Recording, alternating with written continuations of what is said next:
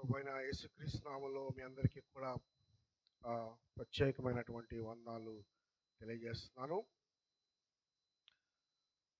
అపోస్తుల కార్యములు 2వ అధ్యాయము 14వ వచనం నుండి 42వ వచనం వరకు మనం చదువుకుందాం. అపోస్తుల కార్యములు 2వ అధ్యాయము 14వ వచనం నుండి 42వ వచనం వరకు చదువుకుందాం. అయితే పేతురు ఆ 11 కూడా లేచి నిలిచి బిగ్గరగా వారితో ఇట్లనెను, యూదయ మనుషులారా, యెరూషలేములో కాపురమున్న సమస్త జనులారా, ఇది మీకు తెలియనుగాక. చెవియొగ్గి నా మాటలు వినుడి. మీరు ఊహించినట్టు వీరు మత్తులు కారు. ప్రొద్దు పొడిచి జామైనా కాలేదు. యోవేలు ప్రవక్త ద్వారా చెప్పబడిన సంగతి ఇదే, ఏమనగా అంత్య దినములందు నేను మనుషులందరి మీద నా ఆత్మను కుమ్మరించెదను. మీ కుమార్తెలను ప్రవచించెదరు. మీ యవ్వనులు దర్శనములు కలుగును. మీ వృద్ధులు కలలు కందురు. ఆ దినములలో నా దాసుల మీదను నా దాసురాండ్ర మీదను నా ఆత్మను కుమ్మరించెదను గనుక వారు ప్రవచించెదరు. పైన ఆకాశమందు మహత్కార్యములను, క్రింద భూమి మీద సూచక క్రియలను, రక్తమును, అగ్నిని, పొగ, ఆవిరిని కలుగజేసేదను. ప్రభువు ప్రత్యక్షమగు ఆ మహాదినము రాకమునుపు సూర్యుడు చీకటిగాను చంద్రుడు రక్తముగాను మారుదురు. అప్పుడు ప్రభు నామమును బట్టి ప్రార్థన చేయు వారందరూ రక్షణ పొందుదురు అని దేవుడు చెప్పుచున్నాడు. ఇశ్రాయేలు వారలారా, ఈ మాటలు వినుడి. దేవుడు నజరేయుడగు యేసు చేత అద్భుతములను, మహత్కార్యములను, సూచక్రియలను మీ మధ్యన చేయించి ఆయనను తన వలన మెప్పు పొందువానిగా మీకు కనబరిచెను. అది మీరే ఎరుగుదురు. దేవుడు నిశ్చయించిన సంకల్పమును, ఆయన భవిష్యత్ జ్ఞానమును అనుసరించి అప్పగింపబడిన ఈయనను మీరు దుష్టుల చేత సిలువ వేయించి చంపిదిరి. మరణము ఆయనను బంధించి ఇంచుట అసాధ్యము గనుక దేవుడు మరణ వేదనను తొలగించి ఆయనను లేపెను. ఆయనను గూర్చి దావీదు ఇట్లనెను, నేను ఎల్లప్పుడూ నా ఎదుట ప్రభువును చూచుచుంటిని. ఆయన నా కుడిపార్శ్వమున ఉన్నాడు గనుక నేను కదల్చబడను. కావున నా హృదయం ఉల్లసించెను, నా నాలుక ఆనందించెను, మరియు నా శరీరము కూడా నిరీక్షణ కలిగి నిలకడగా ఉండును. నీవు నా ఆత్మను పాతాళములో విడిచిపెట్టవు, నీ పరిశుద్ధిని కుళ్ళి పట్టనీయవు. నాకు జీవ మార్గములు తెలిపితివి. నీ దర్శనమును అనుగ్రహించి నన్ను ఉల్లాసముతో నింపెదవు. సహోదరులారా, మూల పురుషుడగు దావీదును గురించి మీతో నేను ధారాళముగా మాట్లాడవచ్చును. అతడు చనిపోయి సమాధి చేయబడును. అతని సమాధి నేటి వరకు మన మధ్య ఉన్నది.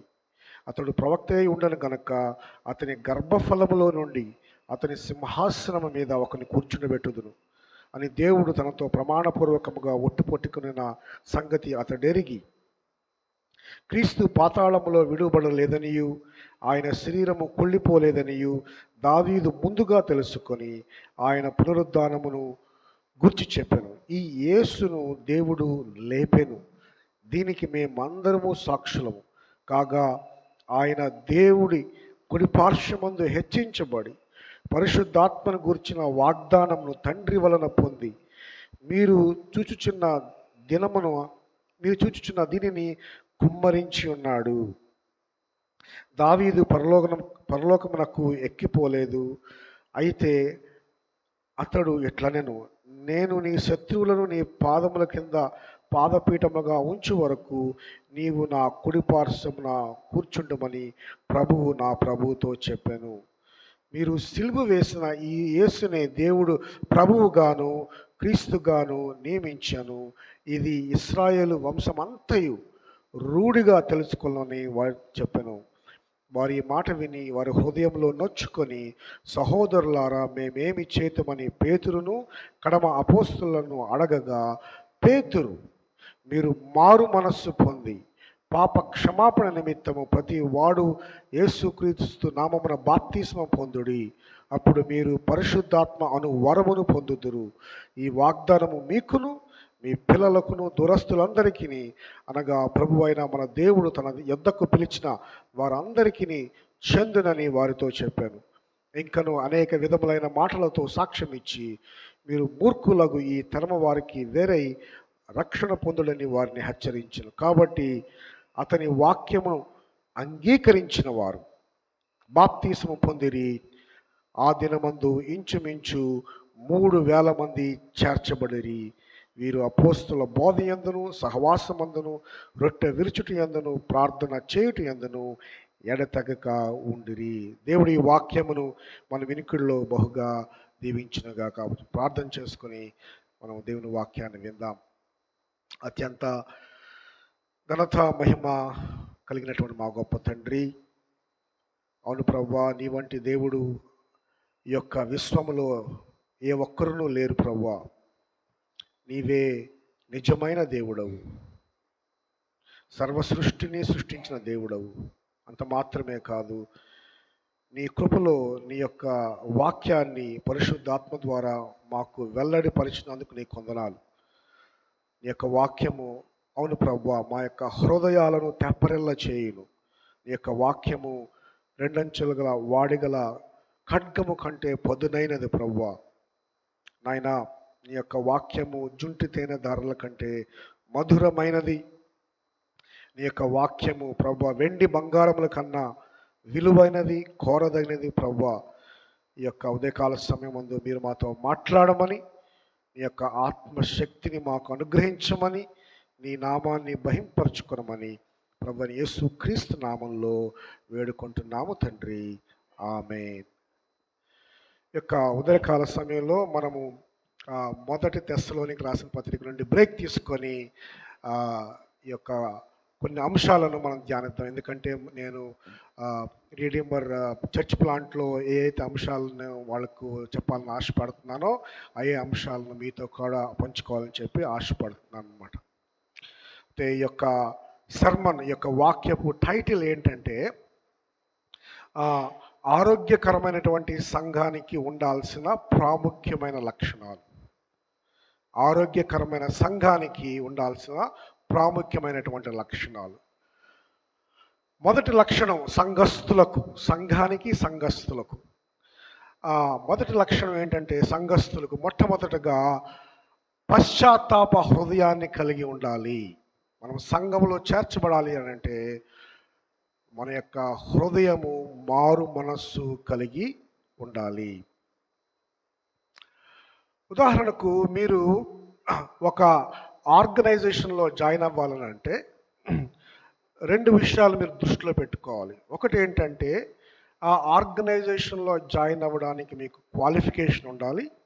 రెండవదిగా ఆ ఆర్గనైజేషన్లో కంటిన్యూ అవ్వటానికి కూడా కొన్ని ఎక్స్పెక్టేషన్స్ని మీరు కంటిన్యూ చేయాలి. వాటిని మీరు వాళ్ళ యొక్క అంచనాలకు అనుగుణంగా మీరు పనిచేయాలి. ఉదాహరణకు మీరు ఒక కంపెనీలో జాయిన్ అవ్వాలనుకోండి, క్వాలిఫికేషన్ ఏంటి? ఉదాహరణకి ఒక ఐటీ కంపెనీలో మీరు ఉద్యోగం సంపాదించుకోవాలని ఆశపడుతున్నారు అనుకోండి, మీ క్వాలిఫికేషన్ ఉండాలి కదా. ఎవరు పడితే వాళ్ళకి ఇవ్వరు కదా. నాకు ఆశ ఉంది, నేను బాగా చదువుకున్నానండి, నాకు ఉద్యోగం ఇవ్వండి అని అంటే ఎవరు. ఎందుకంటే నువ్వు ఒక సర్టన్ ఎడ్యుకేషన్ కలిగి ఉండాలి, ఐటీకి సంబంధించినటువంటి ఎడ్యుకేషన్ కలిగి ఉండాలి.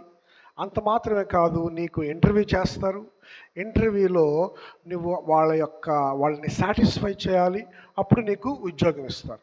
సరే, ఉద్యోగం వచ్చింది కదా అని చెప్పి నేను ఎలా పడితే అలా ఉంటే ఉద్యోగం ఉంటుందండి? ఉద్యోగం ఉండదు. ఉద్యోగాన్ని కంటిన్యూ చేయడానికి ఆ కంపెనీ యొక్క ఎక్స్పెక్టేషన్స్కి అనుగుణంగా ఆ యొక్క ఎంప్లాయీ, ఆ యొక్క ఉద్యోగి పనిచేస్తూ ఉండాలి. ఆ యొక్క డిమాండ్స్, ఆ యొక్క ప్రాజెక్ట్స్, ఆ యొక్క అవన్నిటిని కూడా కాన్స్టెంట్గా వాళ్ళకి అందిస్తూ వాళ్ళని సాటిస్ఫై చేస్తూ ఉన్నప్పుడే ఆ యొక్క ఉద్యోగం ఉంటుంది. అంత మాత్రమే కాదు, ఆయనకి ప్రమోషన్ కూడా వస్తుంది. చూడండి, సంఘం అనేటువంటిది కూడా ఒక ఆర్గనైజేషన్. ఇది దేవుడు స్థాపించినటువంటి ఆర్గనైజేషన్. సంఘం అనేటువంటిది ఏదో మనకు నచ్చినట్లుగా మనం కట్టుకోవటానికి వీల్లేదు. సంఘానికి మూలకర్త ప్రభువు, సంఘానికి బ్లూ ప్రింట్ ఇచ్చింది ప్రభు, సంఘాన్ని కట్టేది ప్రభు, సంఘానికి మూలరాయి ప్రభు, సంఘానికి క్రీస్తు శిరస్సు కూడా ప్రభువే, మొత్తం కూడా ఆయనే అన్నమాట. అందుకనే మీరు గమనించినట్లయితే మొదటి తిమోతిలో పౌలు తిమోతికి ఏం రాస్తాడంటే, ఒకవేళ నేను రావడం ఆలస్యం అయితే సంఘములో జనులు ఎలాగ ప్రవర్తించాలో తెలియనట్లు ఈ యొక్క వీటిని నువ్వు హెచ్చరించు, ఈ ప్రకారం వాళ్ళు చేయాలని చెప్పి ఖచ్చితంగా ఆయన బ్లూ ప్రింట్ ఇస్తాడన్నమాట. అలానే మనము సంఘములో జాయిన్ అవ్వాలి అని అంటే కొన్ని క్వాలిఫికేషన్స్ మనకు ఉండాలి. అంత మాత్రమే కాదు, సంఘంలో కంటిన్యూ అవ్వాలంటే ఆ యొక్క క్రీస్తు యొక్క ఎక్స్పెక్టేషన్స్ని మనం కంటిన్యూ చేయాలన్నమాట. క్రీస్తు యొక్క అంచనాలకు అనుగుణంగా, ఆయన యొక్క ఆజ్ఞలకు అనుగుణంగా మనం జీవిస్తేనే సంఘంలో కంటిన్యూ అవుతాం. మొట్టమొదటిగా మనకు ఉండేటువంటి అర్హత, క్వాలిఫికేషన్ ఏంటంటే పశ్చాత్తాప హృదయము, రెండవదిగా బాప్తిస్మము. ఈరోజు యవనస్తులు ముగ్గురు కూడా బాప్తిసానికి సిద్ధపడుతున్నారు. అందుని బట్టి దేవునికి స్తోత్రాలు. దేవుడు వాళ్ళ యొక్క జీవితాల్లో చేసినటువంటి కార్యాన్ని బట్టి దేవునికి వందనాలు. అయితే బాప్తిస్మానికి ముందు పశ్చాత్తాప హృదయం కలిగి ఉండాలి. మనందరికీ తెలుసు, బాప్తిస్మం తీసుకుంటే పశ్చాత్తాపం రాదు, కానీ పశ్చాత్తాపం పొందటం వలన, మారు మనస్సు పొందటం వలన మనము బాప్తిస్మము తీసుకుంటున్నాం. సో ఆ రెండు అర్హతలు చర్చిలోకి, సంఘంలోనికి సంఘం అనేటువంటిది క్రీస్తు శరీరము. సంఘం అనేటువంటిది బిల్డింగ్ కాదు. సంఘం అనేటువంటిది విశ్వాసుల యొక్క సముదాయము. క్రీస్తు యొక్క రక్తంతో వెలకట్టి సంపాదించుకున్నటువంటి ప్రజలు. ఆ యొక్క శరీరంలోనికి, క్రీస్తు శరీరంలోనికి మనం ప్రవేశించాలంటే మారు మనస్సు ఉండాలి. తర్వాత క్రీస్తు శరీరంలోనికి మనము ప్రవేశించిన తర్వాత, క్రీస్తు శరీరంలో మనం పాలిభాగస్థులమైన తర్వాత 4 విషయాలను దృష్టిలో పెట్టుకొని మనము జీవించాలన్నమాట. ఏంటి ఆ 4 విషయాలు అని అంటే, ఇక్కడ మనం వాక్యంలో చదువుకున్నట్లు అపోస్తుల బోధయందును, సహవాసమందును, రొట్టె విరుచుట యందును, ప్రార్థన చేయుట యందును ఎడతెగక ఉన్నప్పుడు ఆ యొక్క సంఘంలో మనము కంటిన్యూ అవ్వటానికి, మనము ఈ క్రీస్తుతో పాటు, క్రీస్తు సమాజంతో పాటు మనము ముందుకు వెళ్ళేటువంటి అవకాశం ఉంటుంది. దేవుడు మనల్ని ఆశీర్వదిస్తాడు. అయితే ఈరోజు ఆ యొక్క మొట్టమొదటి అర్హత ఏంటి అని అంటే పశ్చాత్తాప హృదయం గురించి మనం క్లుప్తంగా నేర్చుకుందాం. నేను 4 పాయింట్స్ మీతో చెప్పాలని ఆశపడుతున్నాను. మొట్టమొదటిగా మరి repentance requires acknowledgement of sin against God. పెద్ద పాయింట్ కదా. అయితే తెలుగులో చెప్తాను. పశ్చాత్తాప హృదయము మనం కలిగినప్పుడు మన యొక్క పాపాన్ని గుర్తిస్తాము, నెంబర్ 1. నెంబర్ 2, పశ్చాత్తాప హృదయము కలిగినప్పుడు మన మనస్సు మారుతుంది. నెంబర్ 3, పశ్చాత్తాప హృదయం కలిగినప్పుడు మన జీవితము మారుతుంది. నెంబర్ 4, పశ్చాత్తాప హృదయము కలిగినప్పుడు మనము సువార్తను స్వీకరిస్తాము, సువార్త మీద ఆధారపడతాము. ఈ యొక్క 4 అంశాలను కూడా మనం క్లుప్తంగా ఈ యొక్క అధ్యాయంలో నుంచి చూద్దాం. పశ్చాత్తాప హృదయము పాపమును ఒప్పుకుంటుంది. ఇక్కడ మనం చూసినట్లయితే 37వ వచనంలో, వారు ఈ మాట విని హృదయంలో నొచ్చుకొని, సహోదరులారా మేము ఏమి చేతుమని పేతురును కడమ అపోస్తులను అడిగినట్లు మనం చూస్తున్నాం. వాళ్ళ యొక్క హృదయంలో వాళ్ళు నొచ్చుకున్నట్లుగా మనం చూస్తున్నాం. ఏంటి నొప్పి? ఈ యొక్క బైబిల్లో మీరు చూసినట్లయితే ఫుట్ నోట్స్లో ఏమైనా ఉంటుందంటే హృదయంలో పొడవబడి అని. అంటే ఏంటి ఈ బాధ, ఏంటి యొక్క కండిషన్ అని చెప్పి మనం ఆలోచించినప్పుడు, ఈ యొక్క అపోస్తుల కార్యం 2వ అధ్యాయంలో మనం చూసినప్పుడు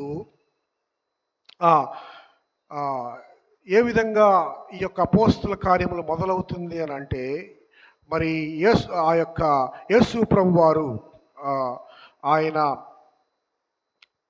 పరలోకానికి వెళ్ళక ముందు ఈ యొక్క విశ్వాసులందరూ కూడా 120 మంది విశ్వాసులందరూ కూడా మేడగదిలో చేరి ప్రార్థిస్తున్నటువంటి సమయంలో ప్రభు వారు వాళ్ళతో పాటు 40 రోజులు ఉండి వాళ్ళని బలపరిచి వాళ్ళకి ఏమని సాక్ష్యం ఇస్తున్నాడు అంటే, మీరు అప్పుడే వెళ్ళొద్దు, మీరు పరిశుద్ధాత్మను పొందుకొని వెళ్ళండి, పరిశుద్ధాత్మని పొందుకున్న తర్వాత మీకు ధైర్యం వస్తుంది, మీరు వెళ్ళిన తర్వాత యెరూషలేము యోధా సమరయ భూ దిగంతములందరికీ కూడా అంతటికీ కూడా మీరు సాక్షులుగా ఉండాలి అని చెప్పినప్పుడు, వాళ్ళు ప్రార్థన చేస్తున్నప్పుడు పరిశుద్ధాత్మ వాళ్ళ మీద కుమ్మరింపబడినప్పుడు, ఆ యొక్క అగ్ని వలె నాలుకల వలె కుమ్మరింపబడినప్పుడు వాళ్ళు పరిశుద్ధాత్మను పొందుకొని పెంతెకొస్తు దినమందు యూదులందరూ కూడా ఉన్నప్పుడు ఈ యొక్క పరిశుద్ధాత్మ శక్తి ద్వారా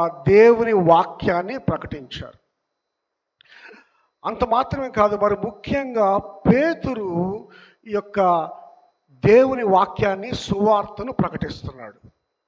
ఈ యొక్క సువార్తను ఏ విధంగా ప్రకటించాడు అని అంటే, పేతురు పాత నిబంధనను ఆధారంగా చేసుకొని సువార్తను ప్రకటించాడు. ఈ యొక్క వాక్యం యొక్క ముఖ్య ఉద్దేశం ఏంటనంటే, పాత నిబంధనలో ప్రవక్తలు ప్రవచించినటువంటి మెస్సయ్య, పాత నిబంధనలో కీర్తనల్లో రాసినటువంటి మెస్సయ్య, ఆ మెస్సయ్య ఎవరు అని అంటే నజరేయుడైనటువంటి క్రీస్తు అని చెప్పి ఆయన పాత నిబంధన ద్వారా పరిశుద్ధాత్మ శక్తి ద్వారా వాళ్ళకి నిరూపించాడు. ఆయన ఆ యొక్క 2వ అధ్యాయం అంతా కూడా చూసినప్పుడు మనము ఇక్కడ చూసినప్పుడు ఏంటంటే, యోవేలు గ్రంథము 2వ అధ్యాయములో యోవేలు ప్రవచించినప్పుడు ఎవరి గురించి ప్రవచిస్తున్నాడు అని పేతురు ఏమని వివరిస్తున్నాడంటే, క్రీస్తు వచ్చినప్పుడు ఈ విధంగా పెంతెకొస్తు దినమందు పరిశుద్ధాత్మ పొందుకోవటమే నిదర్శనము అని చెప్పి ఆయన ఆ యొక్క ప్రవచనం యొక్క నెరవేర్పు క్రీస్తులో జరిగింది అని చెప్పి అక్కడ నిరూపిస్తూ ఉన్నాడు. అంత మాత్రమే కాదు, మరి 110వ కీర్తనలో చూసినట్లుగా పేతురు ఏం చెప్తున్నాడంటే, ఈ యొక్క కీర్తన ఎవరి గురించి రాశారు అని అంటే, దావీదు గురించి ఈ కీర్తన రాయలేదు. ఎందుకంటే దావీదు ప్రవక్త అయి రాబోతున్నటువంటి క్రీస్తు గురించి కీర్తన రాశాడు. ఎందుకంటే దావీదు రాశాడు, కానీ ఆ యొక్క తన యొక్క శరీరం కుళ్ళిపోయింది. కానీ దావీదు ఎవరి గురించి అయితే రాశాడో తన యొక్క శరీరం కుళ్ళిపోలేదు. ఎందుకనంటే ఆయన నజరేయుడైనటువంటి యేసు క్రీస్తు అని చెప్పి ఈ యొక్క 110వ కీర్తన నుంచి ఆ యొక్క యూదులందరికీ కూడా యేసే నిజమైనటువంటి దేవుడు, దేవుని కుమారుడు, ఈ మెస్సయ్య అని చెప్పి వాళ్ళకి ఆ యొక్క పరిస్థితుల్లో ఉన్నటువంటి వాళ్ళందరికీ కూడా, ఆ యొక్క సమాజంలో ఉన్నటువంటి వాళ్ళందరికీ కూడా ఆయన సువార్తను ప్రకటించారు. ఆయన సువార్తను ప్రకటిస్తూ ఏమంటున్నాడంటే, చూడండి ఇక్కడ 23వ వచనంలో చూసినట్లయితే, ఇటువంటి క్రీస్తును దేవుడు నిశ్చయించిన సంకల్పమును ఆయన భవిష్యత్ జ్ఞానమును అనుసరించి అప్పగింపబడిన ఈయనను మీరు దుష్టుల చేత సిలువ వేయించి చంపితిరి. సో ఇక్కడ ఏం చెప్తాడంటే పేతురు, ఇటువంటి గొప్ప వ్యక్తిని, ఇటువంటి అద్భుతమైనటువంటి వ్యక్తిని, ఇటువంటి అపురూపమైనటువంటి వ్యక్తిని, దేవుని కుమారుణ్ణి, దేవుణ్ణి నజరేయుడైనటువంటి యేసు క్రీస్తుని, మెస్సయ్యాను మీరు దుష్టుల చేత సిలువ వేయించి చంపారు అని చెప్పి ఆయన నొక్కి చెప్తా ఉన్నాడు. అంత మాత్రమే కాదు, ఇక్కడ మనం చూసినట్లయితే 36వ వచనంలో, మీరు సిలువ వేసిన ఈ యేసునే దేవుడు ప్రభువుగాను క్రీస్తుగాను నియమించను అంటున్నాడు. ఇక్కడ మోరల్ రెస్పాన్సిబిలిటీ ఎవరి మీద మోపుతున్నాడు? ఈ తప్పు ఎవరి మీద మోపుతున్నాడు? దీనికి కారణం ఎవరు అంటున్నారు? మీరే అంటున్నాడు. ఒక పక్కన ఏమంటున్నాడు, దేవుని చిత్త ప్రకారము తన కుమారుడిని పంపించాడని అంటున్నాడు. కానీ మీరు, మీ మనస్సాక్షికి తెలుసు మీరేం చేశారో. మీరు ఈ యొక్క దేవుని కుమారుణ్ణి, పవిత్రమైనటువంటి పరిశుద్ధుడైనటువంటి దేవుని కుమారుణ్ణి మీరు సిలువ వేయించి చంపించారు. ఈ బాధ్యత మీదే అని చెప్పి పేతురు నొక్కి చెప్తా ఉన్నప్పుడు, ఒకసారి ఊహించుకోండి, మీరే ఆ ప్లేస్లో ఉంటే, మీరే యూదుల్లాగా ఉన్నట్లయితే చూడండి. ఒకసారి మనం ఫ్లాష్ బ్యాక్లోకి వెళితే ఇలాంటి యూదులే ఆ రోజు ఏం జరిగింది, ఆయన సిలువ మీద ఉన్నప్పుడు ఏమంటున్నాడు, చంపించండి, ఈయన మాకొద్దు, ఈయన్ని సిలువ వేయండి అని అంటున్నాడు. ఇంకా ఏమంటున్నారు ఆ యొక్క యూదులు, తినే ఆయనే రక్షించుకోలేడు, ఇంకా మమ్మల్ని ఏమో రక్షిస్తాడు, ఈయనకి శక్తి ఉంటే కిందకి దిగివచ్చి ఆయన రక్షించుకోమని చెప్పండి అని చెప్పి ఆయన్ని ఎగతాళి చేస్తున్నట్లుగా, ఛాలెంజ్ చేస్తున్నట్లుగా మనం చూస్తున్నాం. ఈయనకంటే ఆ యొక్క బరబ్బానే మాకు విడుదల చేయండి అని చెప్పి ఈ యొక్క జన సమూహం అంతా కూడా మాకొద్దు, ఈయన్ని చంపండి అని చెప్పి గావు కేకలు పెట్టినట్లుగా మనం చూస్తున్నాం గాస్పల్స్లో. అలాంటి యూదుడు మళ్ళీ ఈరోజు పెంతెకొస్తు దినమున అక్కడ ప్రెజెంట్ అయి ఉన్నట్లయితే, ఆ యూదుడు పేతురు యొక్క ప్రసంగం విన్న తర్వాత ఆ యొక్క యూదుని యొక్క హృదయంలో వచ్చేటువంటి ఆలోచన ఏంటి అంటే, నేనే ఈ ప్రభువును చంపించాను, దీనికి కారణము నేనే నా యొక్క ఈ యొక్క భయంకరమైనటువంటి నిర్ణయాన్ని తీసుకున్నాను అని చెప్పి ఎప్పుడైతే తనకి అర్థం అవుతుందో అప్పుడు ఆయన యొక్క హృదయం ఏం జరుగుతుందండి, కోయబడుతుంది. అందుకనే ఆయన యొక్క హృదయంలో ఏం కలిగింది, బాధ కలిగింది. వాళ్ళ యొక్క హృదయంలో బాధ కలిగింది, నొప్పి కలిగింది. అందుకని వాళ్ళు ఏమంటున్నారు, ఈ యొక్క సువార్త వినిన వెంటనే, సహోదరులారా మేమేమి చేయాలి అని చెప్పి అక్కడ అపోస్తులని వాళ్ళు అడిగినట్లుగా మనం చూస్తున్నాం. ప్రపంచంలో అత్యంత ప్రాముఖ్యమైన భయంకరమైనటువంటి పాపం ఏంటి అని అంటే, అన్ని పాపాలు కూడా భయంకరమైనవే. అయితే అన్ని పాపాల్లో కల్లా భయంకరమైనటువంటి పాపం యేసు ప్రభువు వారు ఏమన్నాడు, హోలీ స్పిరిట్కి అగెయిన్స్ట్గా మరి పాపం చేయటం, పరిశుద్ధాత్మకు అగెయిన్స్ట్గా పాపం చేయటం. చూడండి, మరి హోలీ స్పిరిట్ ఎవరి గురించి ఆయన చెప్తున్నాడు అని చెప్పి యోహాను సువార్తలో యోహాను అంటున్నాడు, ఈ హోలీ స్పిరిట్ తన గురించి తాను చెప్పుకోను, కానీ ప్రభు అయిన యేసు క్రీస్తు గురించి ఆయన చెప్పుకుంటాడని చెప్పండి. అలాంటి ప్రభు అయిన యేసు క్రీస్తుని నువ్వు చంపినట్లయితే అది ఎలాంటి పాపం ఒకసారి నువ్వు ఆలోచించు. అది భయంకరమైనటువంటి పాపము. ఆ యొక్క పాపము చేత వాళ్ళు తాకబడినప్పుడు, అంటే ఆ యొక్క పాపం వాళ్ళకు గుర్తొచ్చినప్పుడు, ఆ యొక్క పాపము వాళ్ళ యొక్క హృదయాన్ని గందరగోళం చేసినప్పుడు, వాళ్ళ యొక్క హృదయాన్ని బాధ పెట్టినప్పుడు వారు, సహోదరులారా మేము ఏం చేయాలి అని చెప్పి వాళ్ళు అడుగుతూ ఉన్నారు. చూడండి, మొట్టమొదటిగా వాళ్ళ యొక్క పాపము దేవునికి వ్యతిరేకమైనదని వాళ్ళు గుర్తించారు. రెండవదిగా మేమేం చెయ్యాలి అనేటువంటి ఆలోచన వచ్చిందంటే దాని అర్థం ఏంటంటే, ఉదాహరణకి అక్కడ ఎవరైనా ఉండి మీరు వెళ్ళి ఒక మంటల్లో పడండి అని అంటే, ఒకవేళ మంటల్లో పడితే మీరు చేసినటువంటి పాపానికి మీరు పుణ్యం కట్టుకుంటా, లేకపోతే మీ యొక్క పాపం అంతా కూడా క్యాన్సిల్ అయిపోద్ది అని అంటే వాళ్ళు చేయడానికి రెడీగా ఉన్నారా లేదా అని అంటే, ఈ యొక్క అధ్యాయంలో చూసినప్పుడు వాళ్ళు ఏం చేయడానికైనా రెడీగా ఉన్నారు. చూడండి, అక్కడ ఎవరైనా ఉండి, ఉదాహరణకి యేసు ప్రభువే ఉండి మీరు చేసినటువంటి పాపానికి మీరు నరకంలోనికి వెళ్ళండి అని అంటే వాళ్ళు ఏమనగలరు అని అంటే, ప్రభువా మేము చేసినటువంటి పాపానికి నరకంలోనికి వెళ్ళటానికి మేము అర్హులమే, ఎందుకంటే మేము చేసినటువంటి పాపం భయంకరమైంది కనుక వాళ్ళు నరక పాత్రులు అని గ్రహించారు. రెండవదిగా వారికి దేవుని ఎదుట వారి యొక్క నీతి ఏమాత్రము లేదని చెప్పి వాళ్ళు గ్రహించారు. మూడవదిగా దేవుని ఎదుట ఏమాత్రము మాకు నీతి లేదని గ్రహించారు. No moral standing before God. నాలుగవదిగా వాళ్ళ యొక్క జీవితాలు దేవుని యొక్క కనికరం మీద, దేవుని యొక్క కృప మీద ఆధారపడి ఉన్నారని గ్రహించారు. అంటే దేవుడు ఏం చెప్తే అది చేయడానికి సిద్ధంగా ఉన్నారు.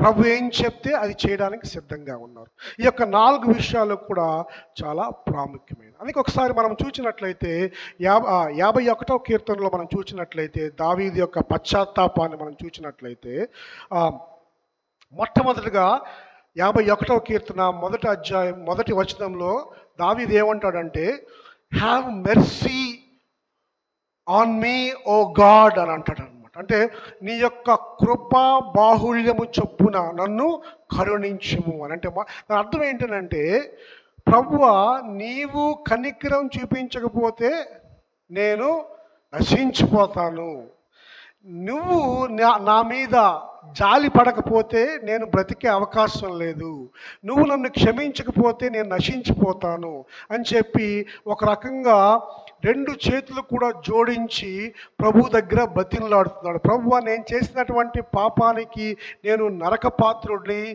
నేను నాలో ఏ మంచి లేదు, నువ్వు శిక్షించినా కూడా నీవు న్యాయవంతుడివే, కాబట్టి నీవు నన్ను శిక్షించకుండా నీవు నన్ను రక్షించు, నీవు నన్ను క్షమించు అని చెప్పి, నీ కృపా బాహుళ్యం చొప్పున నన్ను రక్షించు అని చెప్పి ఆయన బ్రతిమలాడుతున్నాడు.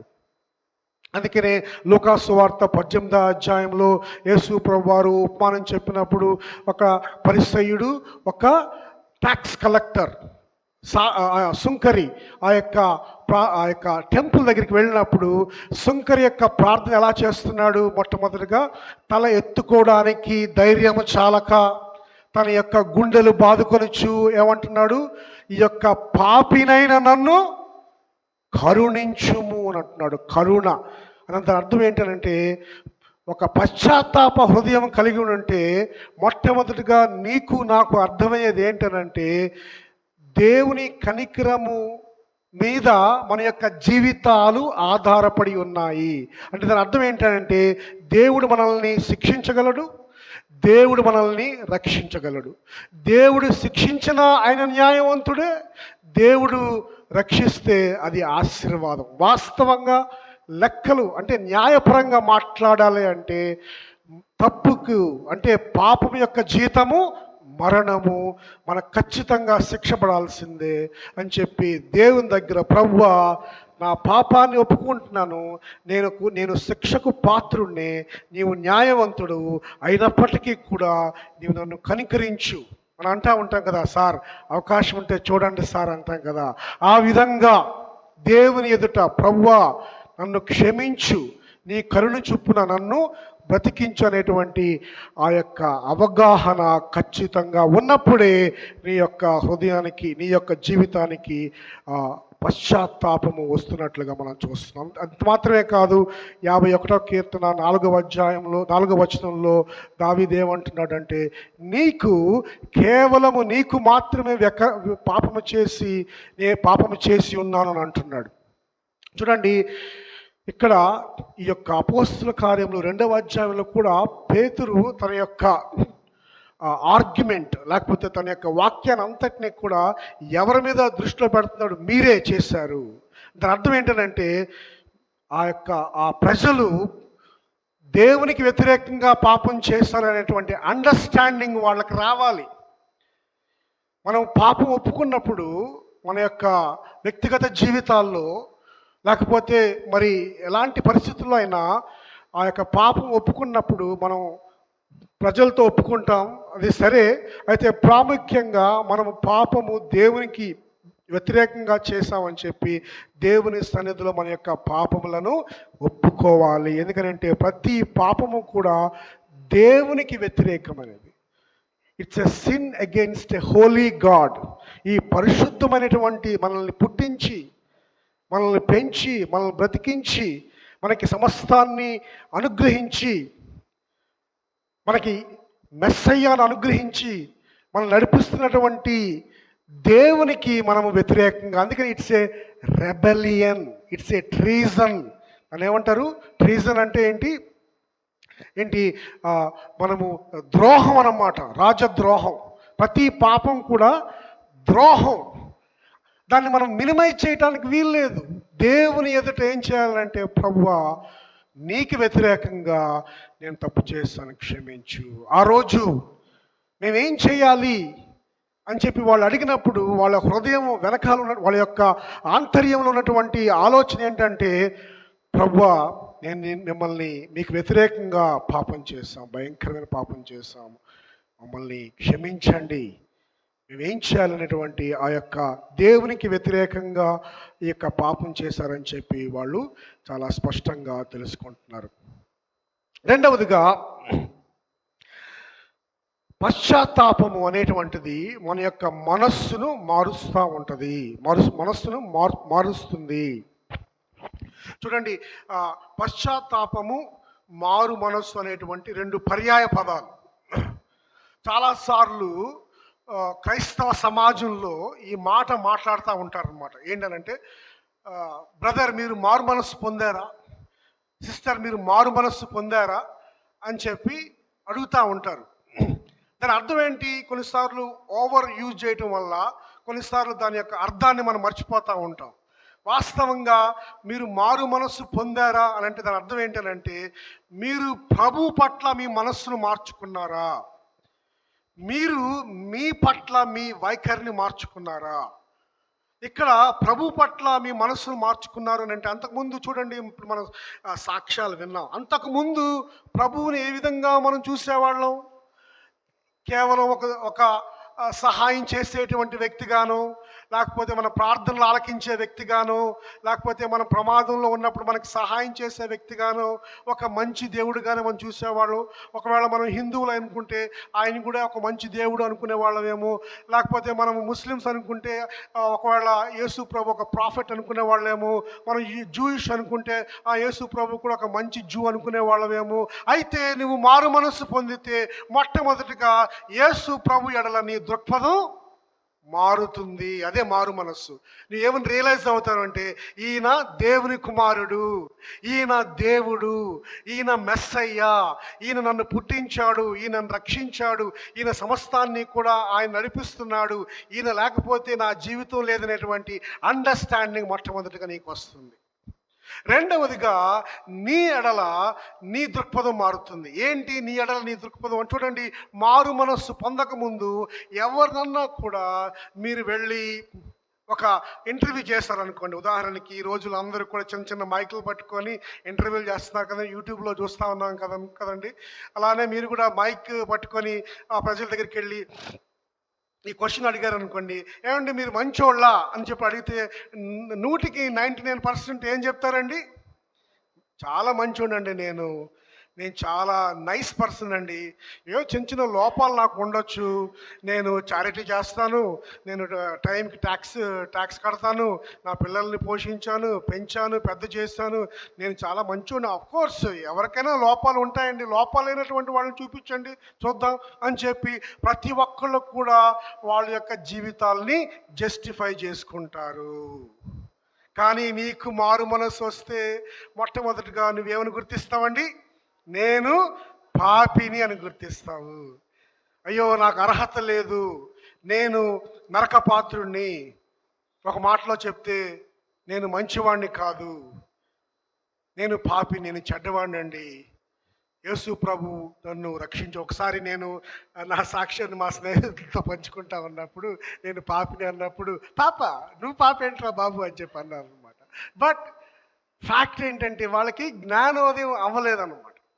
చూడండి, మనం మొట్టమొదటిగా ఎప్పుడైతే ప్రభుని తెలుసుకుంటామో మనము చెడ్డవాళ్ళము అని చెప్పి మనము ఒప్పుకుంటాము. అంటే ఏంటంటే చూడండి, చేంజ్ ఆఫ్ మైండ్ అని అంటే ఏంటంటే దేవుని యొక్క డిస్క్రిప్షన్తో మనం ఏకీభవించటం, దేవుని యొక్క డిస్క్రిప్షన్తో ఏకీభవించటం అన్నమాట. చూడండి, మనం పాపపు ఒప్పుకోలు అన్నప్పుడు ఏంటి చూడండి, 1 యోహాను 1వ అధ్యాయము 8వ వచనంలో మనం చూసినట్లయితే యోహాను ఏమంటున్నాడు అని అంటే, మనలో పాపము లేదు అని చెప్పుకుని ఎడల మనలో సత్యము లేదు. అయితే మన యొక్క పాపములను ఒప్పుకున్న ఎడల ఆయన నీతిమంతుడు, ఆయన నమ్మదగిన వాడు కాబట్టి ఆయన మన సమస్త దుర్నీతి నుంచి మనల్ని తొలగిస్తాడని చెప్పి అంటాడు అనమాట. ఒప్పుకొన్న ఎడల, అగ్రీయింగ్ విత్ గాడ్. ఒప్పుకోవడం ఏ విషయంలో ఒప్పుకోవాలి అని అంటే, అవును ప్రభువా నువ్వు నీతిమంతుడివి, నేను అనీతిమంతుడిని. అవును ప్రభువా నీవు పరిశుద్ధుడివి, నేను అపవిత్రుడిని. అవును ప్రభువా నీవు నిన్న నేడు రేపు ఉన్నవాడివి, నేను ఈరోజుండి రేపు మాయమైపోయేటువంటి వాడిని. నీవు బలవంతుడువు, నేను శక్తిహీనుడిని. నీవు జ్ఞానవంతుడును, నేను మూర్ఖుడును ప్రభువా అని ప్రభువు దగ్గర ఒప్పుకోవటం. చూడండి, కన్ఫెషన్ అంటే ఏంటి అని అంటే ఉన్నది ఉన్నట్టుగా ఒప్పుకోవటం. కన్ఫెషన్ అంటే షుగర్ కోటింగ్ కాదు. అని అంటే ఏంటంటే, చూడండి చాలాసార్లు మనం చిన్నపిల్లల్ని అడిగామనుకోండి, ఈ తప్పు చేసావా అని, ఎవరినైనా చిన్నపిల్లలని కాదు పెద్దవాళ్ళు కూడా, ఈ తప్పు చేసావా అన్నప్పుడు వాళ్ళ దగ్గర నుంచి వచ్చేటువంటి రిప్లై ఎలా ఉంటుందంటే, చేశాను కానీ ఇదిగో వాడి వల్ల చేస్తాను, లేకపోతే వీళ్ళ వల్ల చేస్తాను, లేకపోతే ఈ సిచ్యువేషన్ వల్ల చేస్తాను, లేకపోతే ఇలాంటి సర్కమ్స్టాన్స్లో చేస్తానని చెప్పి అన్నీ కూడా మనము ఏం చేస్తూ ఉంటాం, జస్టిఫై చేసుకుంటూ ఉంటాం. కానీ కన్ఫెషన్ అంటే ఏంటి, ఒప్పుకోవడం అంటే ఏంటి అని అంటే, ఉన్నది ఉన్నట్టుగా దావీదు ఎలా ఒప్పుకున్నాడు.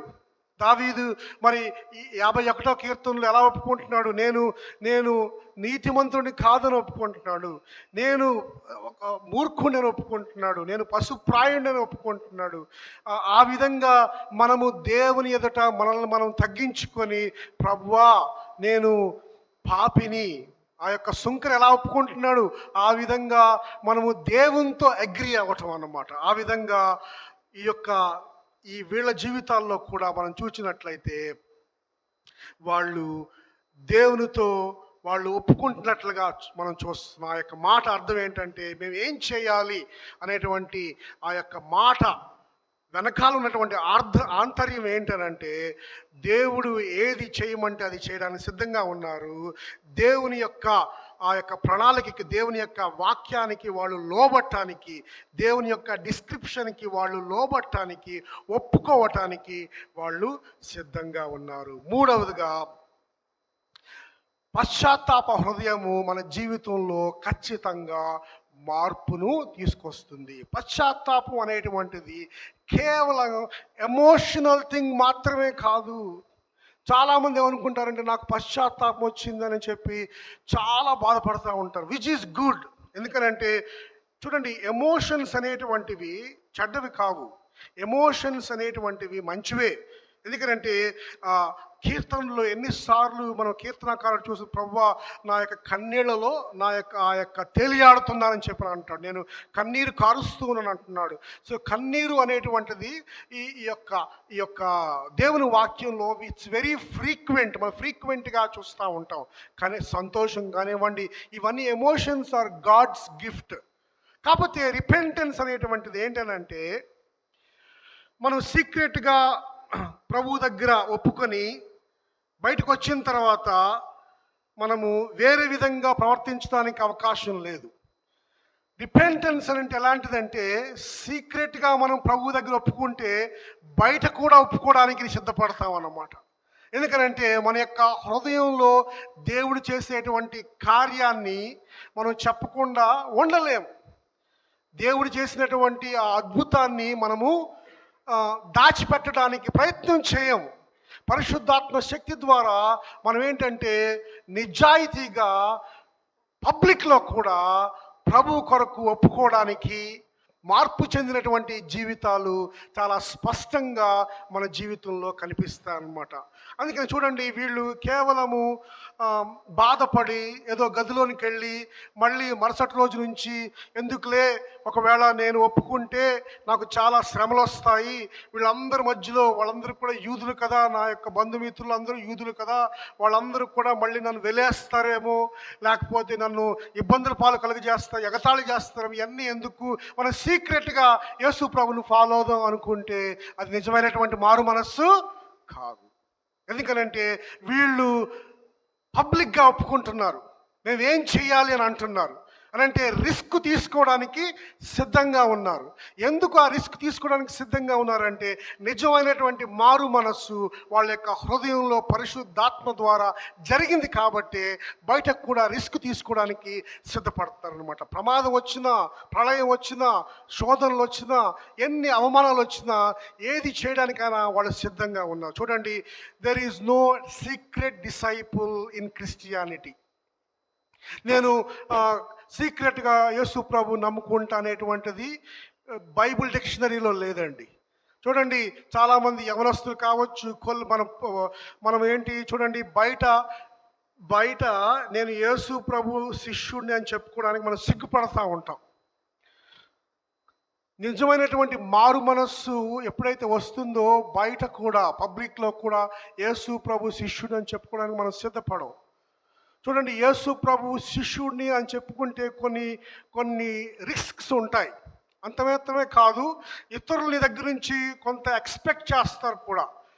చూడండి, మనం ఏదైనా తప్పుదారులు వెళ్తున్నప్పుడు మన అన్బిలీవింగ్ ఫ్రెండ్సే, అవిశ్వాసులు ఏమంటారంటే, నువ్వు క్రిస్టియన్ అన్నావు కదా, నువ్వు బాప్తిజం తీసుకున్నావు కదా, నువ్వు విశ్వాసం అన్నావు కదా, నువ్వు నన్ను ఇన్వైట్ చేసావు కదా, మరేంటి ఈ విధంగా చేస్తున్నావు అని చెప్పి ఒకవేళ అంటారేమో అని చెప్పి ముందుగానే నువ్వు నిర్ణయించుకొని ఇవన్నీ ఎందుకులే, నేనేం అనకపోతే, నేను బయట పెట్టకపోతే నేను హ్యాపీగా ఎంజాయ్ చేయించుకుంటే నీకు నిజమైనటువంటి మారు మనస్సు రాలేదు.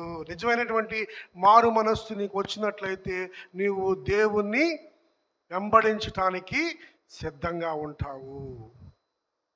It's a changed life. చూడండి, వాళ్ళందరూ కూడా అంత మాత్రమే కాదు, మీరు ఆ యొక్క 42వ వచనంలో చూసినట్లయితే ఇక్కడ వీరు వాక్యమును అంగీకరించి బాప్తిస్మం పొందారు. సీక్రెట్గా ఏం జరగల, వాక్యమును పబ్లిక్గా అంగీకరించారు, పబ్లిక్గా బాప్తిస్మం పొందారు. చూడండి, బాప్తిస్మం అనేటువంటిది ఈ రోజుల్లో ఒక కామన్ థింగ్ అయిపోయిందేమో, కానీ అంటే చూడండి, ఈ రోజుల్లో కొన్ని సంఘాల్లో, కొన్ని పరిస్థితుల్లో చాలా it's become a silly process అన్నమాట. ఈస్టర్ బాప్తిజమో లేకపోతే పెళ్లి బాప్తిజమో, ఆ టైప్ ఆఫ్ బాప్తిజాలు ఉండేటువంటి అవకాశంలో చూడండి, ఆ రోజుల్లో బాప్తిజం తీసుకోవాలంటే లైఫ్ థ్రెటనింగ్ అన్నమాట. ఇది మామూలు విషయం కాదు. ఎందుకంటే నువ్వు పబ్లిక్గా బాప్తిజం తీసుకున్నావంటే నీవు ఖచ్చితంగా నిన్ను టార్గెట్ చేస్తారు, నిన్ను ఇబ్బంది పెడతారు. లేకపోతే ఈవెన్ టుడే సమ్ ముస్లిం కంట్రీస్లో నీవు పబ్లిక్గా బాప్తిజం తీసుకున్నావంటే నీ లైఫ్ ప్రమాదంలో, నీ జీవితం ప్రమాదంలోకి వచ్చేస్తుంది అనమాట. సో పబ్లిక్గా వాళ్ళు ప్రభువుని వెంబడించడానికి సిద్ధపడ్డారు. నిజమైనటువంటి మారు మనస్సు నీ యొక్క జీవితాన్ని టోటల్గా మార్చేస్తుంది. చూడండి, చాలాసార్లు మనం అనుకుంటాం, నేను బాగా నీతిగా ఉండాలి, హోలీగా ఉండాలి, నమ్మకంగా ఉండాలి, కానీ ఉండలేకపోతున్నాను ప్రభువా. కాబట్టి నేను ఎప్పుడైతే మన సహోదరుడు చార్ల్స్ చెప్పినట్లుగా మన చాలామంది యవనస్తుల జీవితాల్లో లేకపోతే మన జీవితంలో కూడా చాలాసార్లు ఏంటంటే నేను బాగా నీతిగా ఉన్న తర్వాత బాప్తిజం తీసుకుంటానని చెప్పి చాలామంది అనుకుంటా ఉంటారు. అందరూ ఇది కామన్ ప్రాబ్లం. బట్ మారు మనస్సు అనేటువంటిది దేవుడిచ్చేటువంటి బహుమానము. హెచ్కేల్ గ్రంథంలో హెచ్కేల్ ఏమంటాడంటే, రాతి హృదయాన్ని తొలగించి మాంసపు హృదయాన్ని మీకు అనుగ్రహిస్తాను, పరిశుద్ధాత్మను మీలో ఉంచుతాను, మీరు దేవుని యొక్క కట్టడలను పాటించే విధంగా నేను మిమ్మల్ని చేస్తాను అని అంటాడు. Repentance is a gift of God. కనుక ఎప్పుడైతే రిపెంటెన్స్ నీలో వస్తుందో ఆటోమేటిక్గా ఏదైతే మంచి విత్తనము భూమి మీద నేలలో పడుతుందో ఆటోమేటిక్గా ఆ యొక్క వృక్షము, ఆ యొక్క మొక్క మొలుస్తుందో. చూడండి, విత్తనం పడాలి, మొక్క మొలవాలి. మొక్క రాలేదని అంటే అర్థం ఏంటి? విత్తనం లేదని అర్థం అనమాట. విత్తనం అనేటువంటిది ఇంటర్నల్, మొక్క అనేటువంటిది ఎక్స్టర్నల్ అనమాట. మారు మనస్సు అనేటువంటిది ఇంటర్నల్. మన యొక్క జీవితంలో ఉండేటువంటి మార్పులు అవన్నీ కూడా మన జీవితంలో ఉన్నటువంటి ఆ యొక్క పరిశుద్ధత, నీతి, పాపాన్ని అసహించుకోవటం, ప్రభువుని ప్రేమించటం, నీతి మార్గంలో నడవటం, ఇదంతా కూడా మరి నీతి ఫలములు. ఇది దేవుడు చేసేటువంటి కార్యము. ఇది మన సీక్రెట్గా రహస్యంగా ఉంచలేము.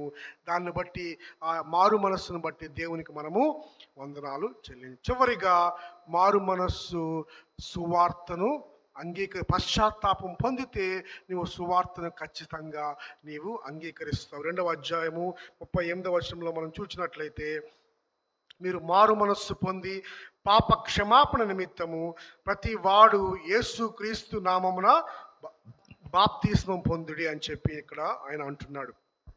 అలాగే 23వ వచనంలో మనం చూసినట్లయితే, దేవుడు నిశ్చయించిన సంకల్పమును ఆయన భవిష్యత్ జ్ఞానమును అనుసరించి అప్పగింపబడిన ఈయనను మీరు దుష్టుల చేత సిలువ వేయించి చంపితిరని అంటున్నాడు. చూడండి, ఈ యొక్క వాక్యం విన్నటువంటి యూదులు వాళ్ళకి అర్థమైనటువంటి విషయం ఏంటంటే, మమ్మల్ని రక్షించటానికి యేసు ప్రభు మరణించాడు, మా యొక్క పాపాన్ని ఆయన భరించాడు, మా కొరకు ఆయన సిలువ వేయించబడ్డాడు, దీనిలో మా పాపం ఉంది.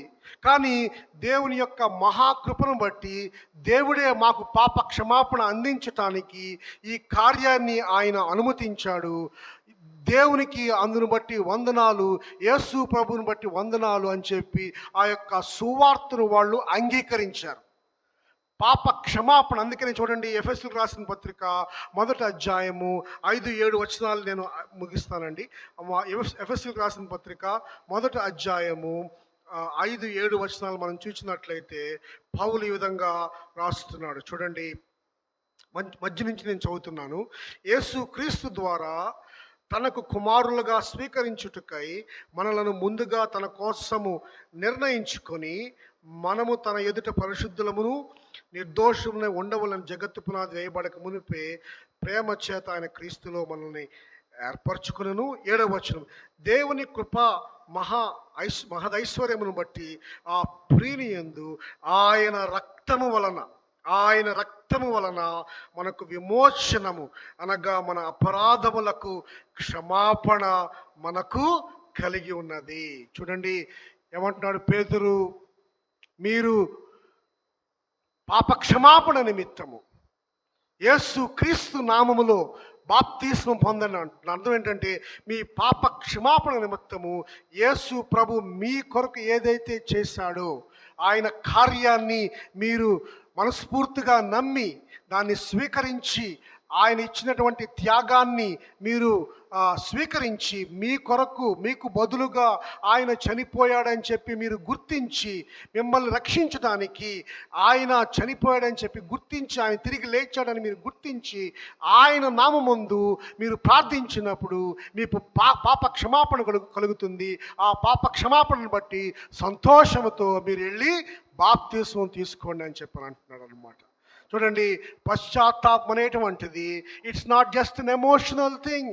పశ్చాత్తాపం అనేటువంటిది it must be linked with the gospel of Jesus Christ. అది ఏదో నాకు ఒంట్లో బాగలేదనో, లేకపోతే నాకు ఉద్యోగం లేదనో, లేకపోతే ఇది పశ్చాత్తాపము సెల్ఫ్ పిటీ ఒకటి కాదండి. చాలాసార్లు మనం దుఃఖంతో ఉంటాం, బాధపడతా ఉంటాం. దాన్ని మనం మినిమైజ్ చేయట్లా.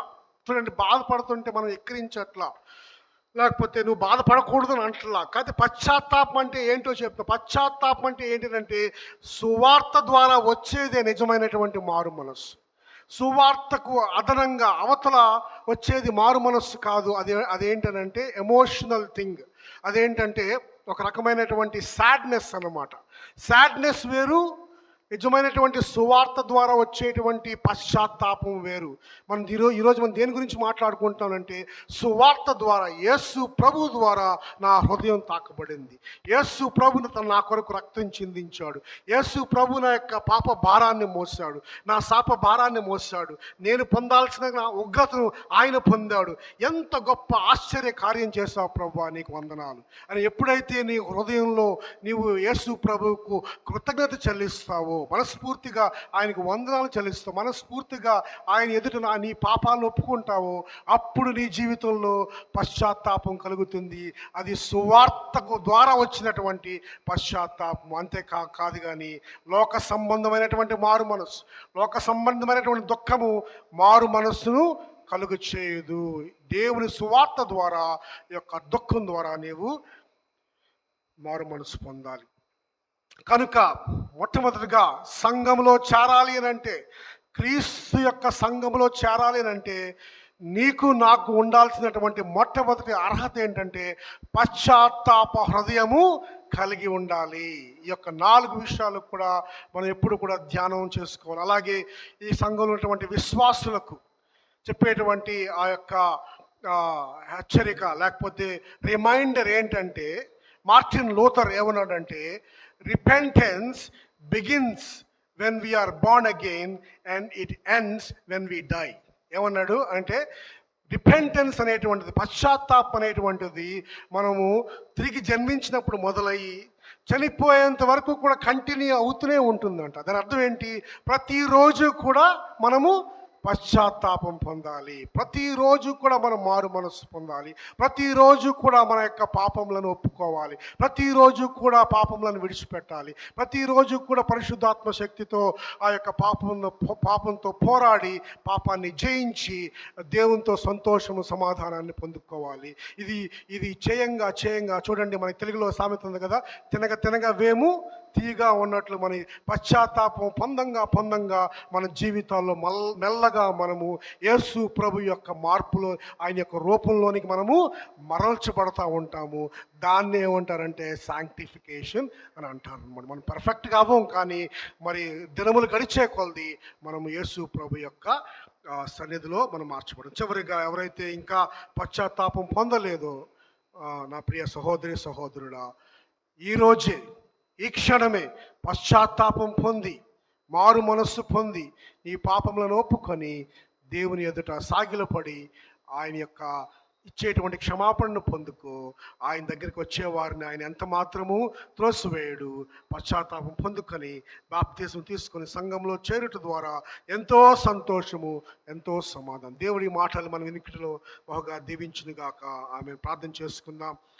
కృపా సత్య సంపూర్ణుడా, స్తుతులకు పాత్రుడా, మా తండ్రి, మా దేవ, ప్రభువా, ఈ యొక్క పశ్చాత్తాప హృదయాన్ని మీరు మాకు అనుగ్రహించమని, పశ్చాత్తాపం ద్వారా నాయన మీ యొక్క శరీరంలోని ప్రవేశించే కృపను మీరు మాకు అనుగ్రహించినందుకు మీకు వందనాలు చెప్పుకుంటూ, ఇంకా ఎవరైతే ఈ పశ్చాత్తాపాన్ని పొందలేదో అటువంటి పశ్చాత్తాపాన్ని, మారు మనస్సు మీరు అనుగ్రహించమని మా ప్రభు, మా రక్షకుడైన యేసు క్రీస్తు నామంలో వేడుకుంటున్నాము తండ్రి. ఆమేన్.